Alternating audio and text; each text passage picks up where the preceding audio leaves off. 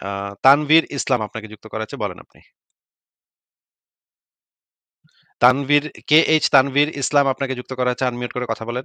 Unmute করেন। হ্যাঁ, জি বলেন। ভাই, ভালো আছেন? হ্যাঁ, ভালো আছি। আশা করি আপনিও ভালো। বলেন। বলছি ভাই, আপনার অ্যাথিস্ট হওয়ার প্রসেসটা কেমন? মানে বংশগতভাবে নাকি আপনি জানাশোনার মাধ্যমে মানে নাস্তিক হয়েছেন?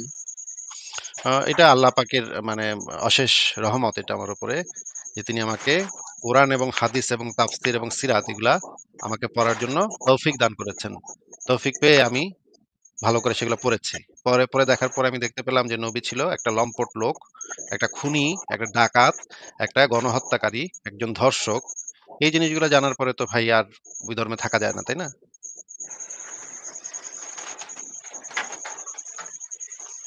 হ্যাঁ, জি ভাই, তানভীর বুঝতে বলেন, বলেন। পারছি। জি ভাই, মুন এখন আপনি ভাই এখন যে এখন আপনি জি ভাই, এখন বলেন। আপনি আমাকে মানে যুক্তি দিতে পারেন যে, বা দলিল চাইতে পারেন যে এই যে আপনি যেটা বললেন এটা প্রমাণ করেন। যে আমার নবী যে খুনি ছিল এটা প্রমাণ করেন। তখন আমি জি হয়তো আপনাকে দেখাবো যে কোথায় খুন খারাপি করছে, কোথায় মানুষ হত্যা করছে, কোথায় নিজে দাঁড়ায় থেকে জবাই করাইছে মানুষকে। নিজেও জবাইতে অংশ নিচ্ছে, মানুষ জবাইতে অংশ নিচ্ছে। এগুলো আমি বের করে দেখাবো। আপনি কি দেখতে চান? না ভাই, আমি দেখতে চাই না। আমি আরেকটা এই রিলেটেড প্রশ্ন করছি যে তিনি যেহেতু এই কাজগুলো করেছেন, কিন্তু মানে ইসলাম প্রচার করার তার মানে যুক্তিটা কি ছিল, স্বার্থ কি ছিল, তার কি জন্য তিনি এই কাজগুলো করেছেন? তিনি কি এর বিনিময়ে কোনো স্বার্থ পেয়েছেন, তাই বলছি। অনেক হাজার স্বার্থ পেয়েছেন ভাই। একটু বলেন তো ভাই, ১ম এ একটু বলেন তো ভাই যে নবীর বিবি ছিল কয়টা? বিবি আমি শুনি 11, 12, 13 এমন শুনি। আচ্ছা। আর দাসী ছিল কয়টা দাসী? দাসী 2 জন ছিল শুনছি। ৪ জন ৪ জনের বেশি ছিল। আচ্ছা ঠিক আছে, আপনারটাই মেনে নিলাম। ২ জন ছিল দাসী আর ১১ জন বিবি। এখন বলেন তো ভাই, জি। ১১ জন মানে সে তার পেশা কি ছিল একটু যদি বলতেন? সে কি কাজ করত? সে কি ব্যবসায়ী ছিল কোনো বড়? নাকি কোনো শিক্ষক ছিল? নাকি দার্শনিক ছিল? নাকি ওই সময় তো ব্যবসা-বাণিজ্য মানুষ করত, কবিতা লিখত। কবিতা লেখাটাও একটা পেশা ছিল। ব্যবসা করা একটা পেশা ছিল। জি, জি। আ কাবা শরীফের রক্ষণাবেক্ষণ করা এটাও একটা পেশা ছিল। তো মুহাম্মদের পেশা তো ছিল সে তো রাখাল বালক ছিল, তাই না? জি, জি, রাখাল বালক ছিল। তারপরে তার ভেড়া চড়াই স্ত্রীদের থেকে হেল্প পেত। ভেড়া তারপর চাচার সাথে কিছু ওইটা ব্যবসাও করতো শুনছি। ওইটা তো তার ইয়া না। ওইটা তো তার ইনকাম না। মানে জি, জি, রাখাল বালকই বলে। মুহাম্মদের নিজস্ব ইনকামটা হইতেছে সে একটা রাখাল বালক ছিল। তার যোগ্যতা ছিল, তার তো শিক্ষা দীক্ষাও ছিল না। যে অশিক্ষিত মূর্খ ছিল। তার যোগ্যতা ছিল ভেড়া চড়ানো। ভেড়া চড়াইতো নাকি? জি, জি।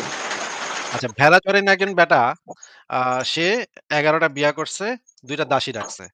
নাকি ভাই? ভাই, ভেড়া চড়াই তো এটা তার মানে পুরো জীবনের একটা নির্দিষ্ট ইনকাম এমন আমি জানি না। কিছু সময় হয়তো চড়াইছে, কিন্তু সবসময় এই কাজই করতো এটা আমি সিওর না। আচ্ছা ঠিক আছে।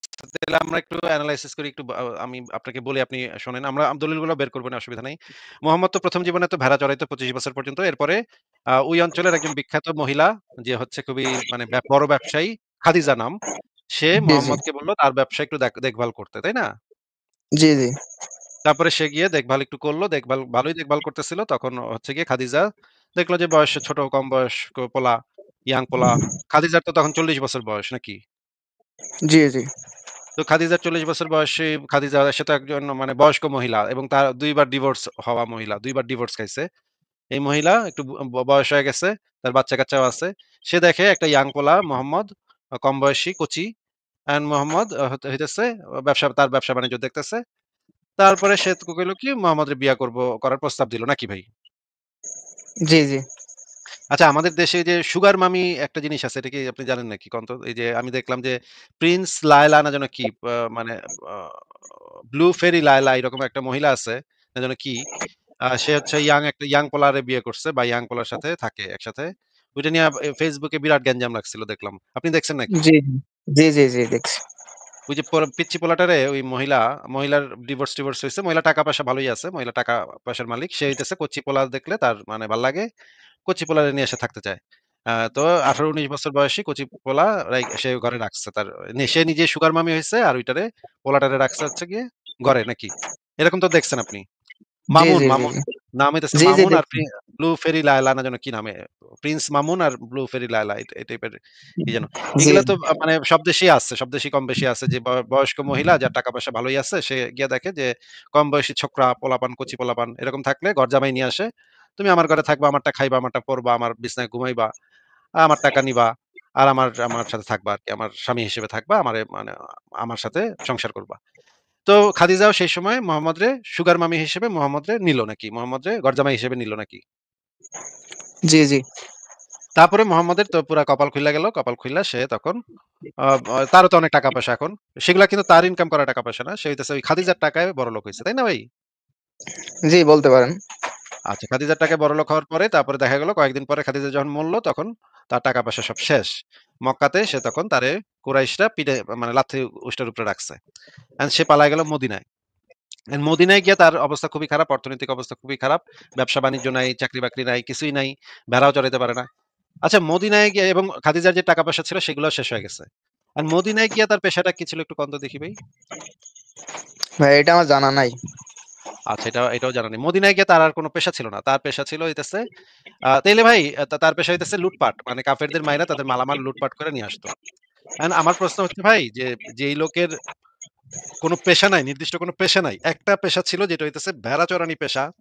এই লোক ১১ বিবি ২ দাসী রাখে কেমনে? এটা আমার একটু বুঝান তো ভাই।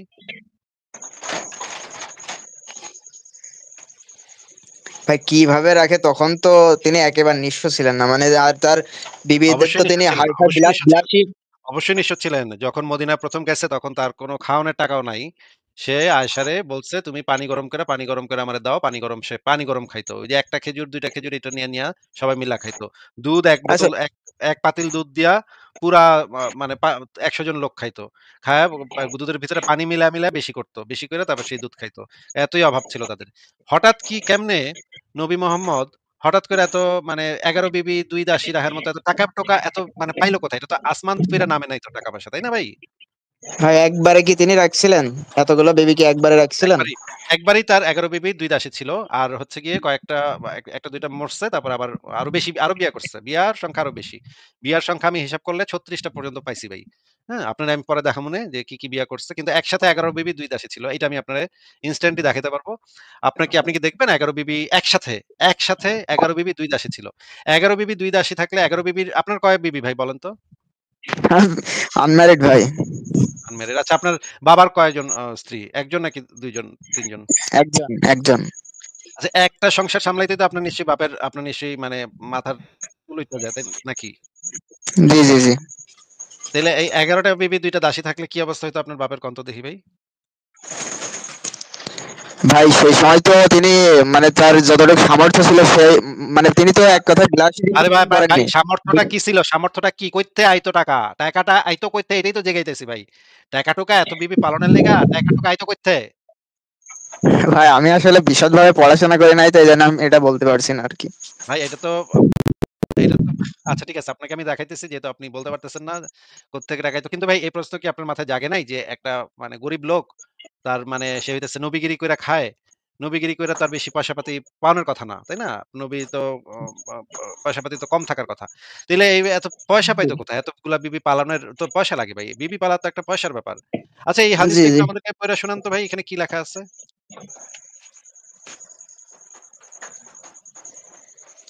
ভাই জি, পড়েন আমি জোরে পড়েন।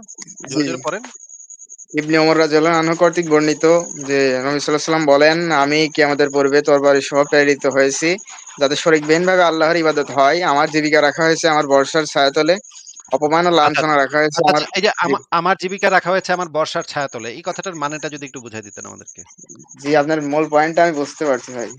যুদ্ধের মাধ্যমে জীবিকা অর্জন। ও কি মানে মোহাম্মদ কইতেছে যে এখন?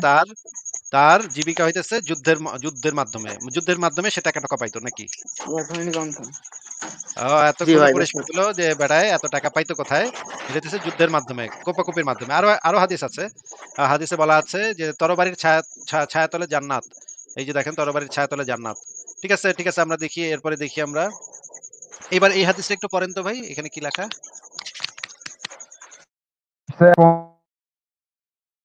ও রসুলের তা বন্টনের অধিকার রসুলেরই।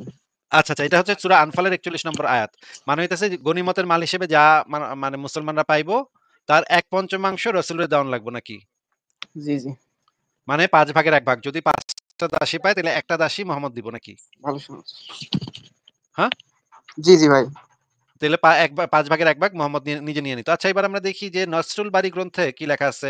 একটা যুদ্ধে কি পরিমাণ গনিমতের মাল মোহাম্মদ পাইতো তার একটা উদাহরণ আমরা একটু দেখি। এটা হইতেছে একটা যুদ্ধের হিসাব নিকাশ, হ্যাঁ? একটা যুদ্ধে কাফেরদেরকে আক্রমণ কইরা মুহাম্মদ কি পরিমাণ টাকা-টোকা পাইছে এটা আমরা একটু দেখি। তার ইনকাম কেমন ছিল সেটা আমরা একটু চেক করে দেখি। ভাই একটু দেখেন তো এখানে কি লেখা যে কতটা গনিমতের মাল পাইছে একটু কোন তো? জি ভাই, ৬,০০০ মহিলা ও শিশু, ২৪,০০০ উট, ৪০,০০০ বকরি, ৬,০০০ উকিয়া, উকিয়া ৪,০০০ রূপা। উকিয়া। ৪,০০০ উকিয়া রূপা। জি জি, উকিয়া রূপা হ্যাঁ, বলতে কি বোঝায় ভাই? ওই সময় যে প্রচলিত যে মুদ্রা ছিল সেই মুদ্রা। আচ্ছা। হ্যাঁ, পড়েন এরপরে পড়েন।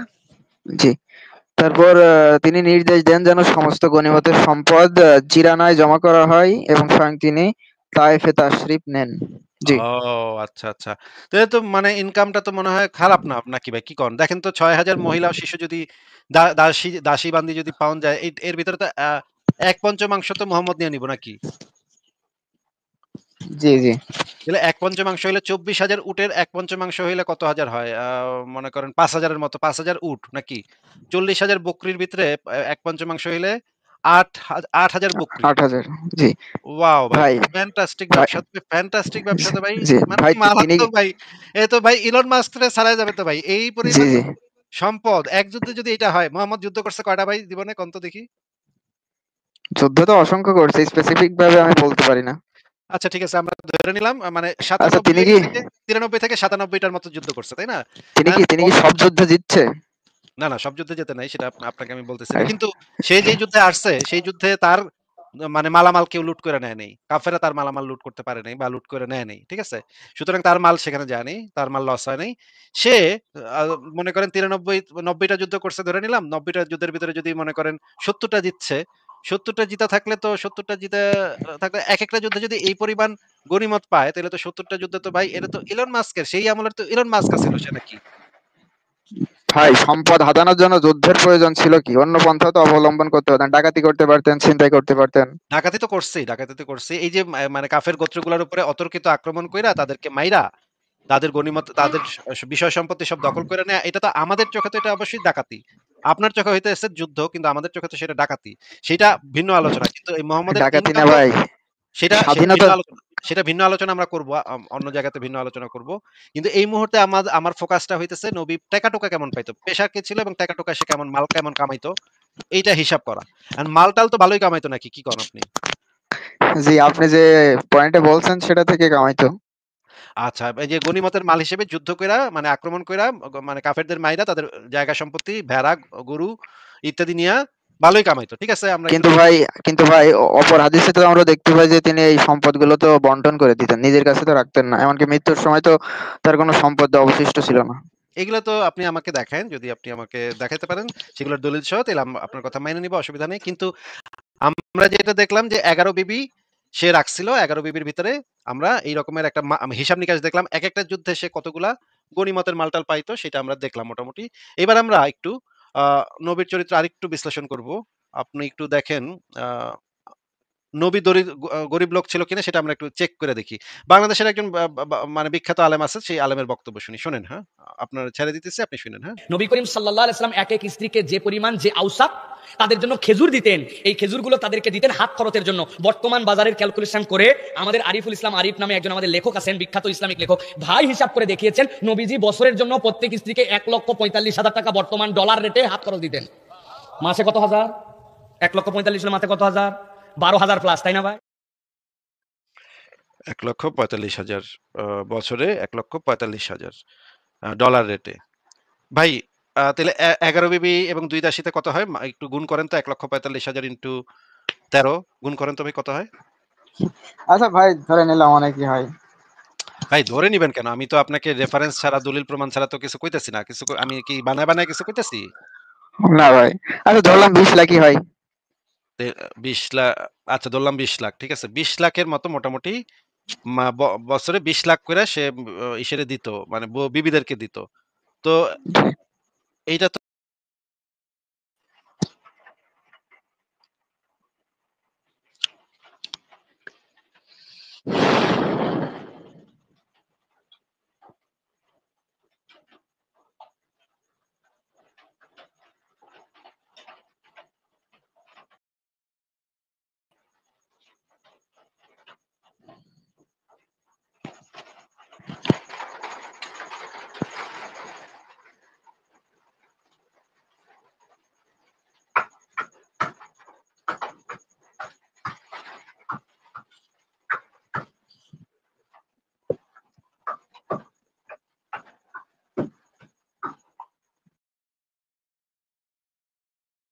বিশ্বনবীর 11টা বউ ছিল। কয়টা? আরো জোরে কোন? 11টা বিবি ছিল। দাসী ছিল 2 জন। কয়জন? তো মোট হলো কয়জন? কয়জন? আমরা একজনের জ্বালায় অস্থির, জীবন দিয়া ফেলাম, মইরা যাবো, এরকম অস্থির কথা আমরা বলি, ঠিক কিনা? বিশ্বনবী স্ত্রী ছিল 11 জন, দাসী ছিল 2 জন, মোট কয়জন? প্রথম হচ্ছে খাদিজা, খাদিজা বিনতে খুয়াইলিদ, 1 নাম্বার, ঠিক কিনা? তারপরে আয়েশা বিনতে আবি বকর, হাফসা বিনতে ওমর, জাইনাব নামে 2 বউ, জাইনাব বিনতে জাহাশ, জাইনাব বিনতে খুজাইমা, সাফিয়া বিনতে হুয়াই ইবনে আখতাব, সাউদা বিনতে জামাআ, জুয়াইরিয়া বিনতে হারিস, মাইমুনা বিনতে হারিস, উম্মে হাবিবা রামলা বিনতে আবি সুফিয়ান, উম্মে সালামা বিনতে আবি উমাইয়া। এই 11 জন বউ ছিল। সুবহানাল্লাহ।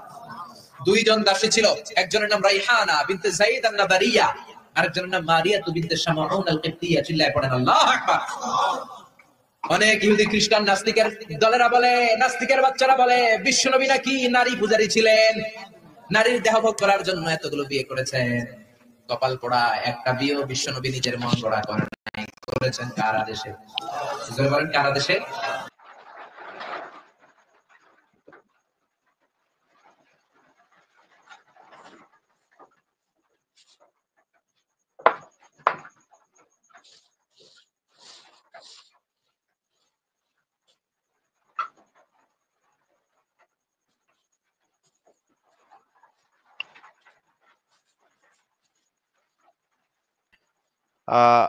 সরি, আপনাকে আমি করে কথাবার্তা বলতেছিলাম। আপনি কি শুনতে পাচ্ছেন? জি ভাই, শুনতে পাচ্ছি। তানভীর, আপনাকে আমি যেটা জিজ্ঞেস করতেছি যে বলেন তো, মোহাম্মদের যে এতগুলা যে দাসী ছিল, এই যে 6000 দাসী যে পাইলো একটা যুদ্ধে, এরকম তো অনেক যুদ্ধেই সে দাসী পাইছে। তো 1/5 তো সে নিজে নিয়ে নিত। এই দাসী এবং মানে খায়বারের যুদ্ধে সে একটা মানে খেজুর বাগান দখল করছিল। এটা কি আপনি জানেন যে এটা সে তার মেয়েরে দিয়া গেছিল, ফাতিমারে দিয়া গেছিল? যেটা নিয়ে আবু বকরের সাথে ফাতিমার একটা দ্বন্দ্ব লেগে গেছিল। জানেন আপনি এটা? তার বাগান ছিল, কিন্তু কিভাবে পাইছিল এবং কাকে দিছিল এই ফাদাক বিষয়ে আমি জানি না। ফাদাকের খেজুর বাগান, সেই খেজুর বাগান থেকে প্রতি বছর প্রচুর পরিমাণে টাকা আসতো। প্রচুর, বিরাট বাগান এটা, প্রচুর টাকা আসতো সেখান থেকে। সেটা নিয়ে এত এত মানে বাগান ছিল, সেটা এত দামি বাগান ছিল, সেই বাগান থেকে এত টাকা আসতো যে আবু বকর ওইটা মাইরে দিছিল, মানে ফাতিমারে দেয় নাই, ফাতিমার থেকে মাইরে দিছিল। যাই হোক, সেটাও নিয়ে পরে আলোচনা করব। কিন্তু এটা তো একটা মানে খাইবারের যুদ্ধে যে বিরাট বাগান, খেজুরের বাগান, সেখান থেকে তো প্রচুর টাকা আসতো, সেটা তো আমরা জানি। এবং ওই যে মানে আপনাদের যে আলেম, সে যে বলল আহ ডলার রেটে তো বলছিল, তাই না? মনে আছে ওই জি ভিডিওতে জি জি ডলার রেটে বলছিল। ডলার রেট ভাই, হইলে সেটা তো আপনি টাকা না। আপনি যাদেরকে মানে যাদের ভিডিওগুলো তুলে ধরলেন, 2 জন স্কলারদের, ওনারা আমাদের কাছে আসলে অতটা প্রায়োরিটি পায় না, ঠিক আছে? ওনাদের সব কথা আমরা গ্রহণযোগ্য মনে করি না, না। তা ওনাদের সব কথা গ্রহণযোগ্য মনে করেন কি করেন না সেটা তো ভাই আমি জিজ্ঞেস করিনি, সেটা আমার জানার দরকারও নাই। কিন্তু ওনারা বাংলাদেশের প্রখ্যাত আলেম। আপনার কথার থেকে তাদের কথার তো গুরুত্ব বেশি নাকি ভাই?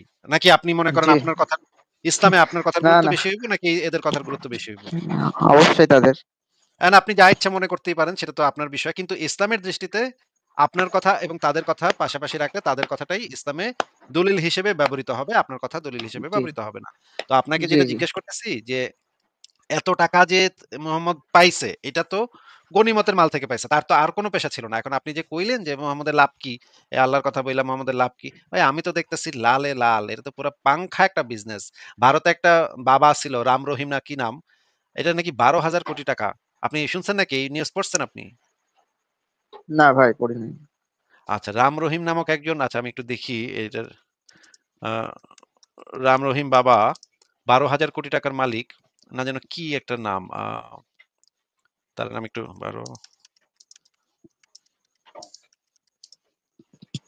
12,000 কোটি টাকার মালিক, বাবা, একজন বাবা, হ্যাঁ? ভারতের একজন বাবা, সে ধরা খাইছে। কিছুদিন আগে ধরা খাইছে।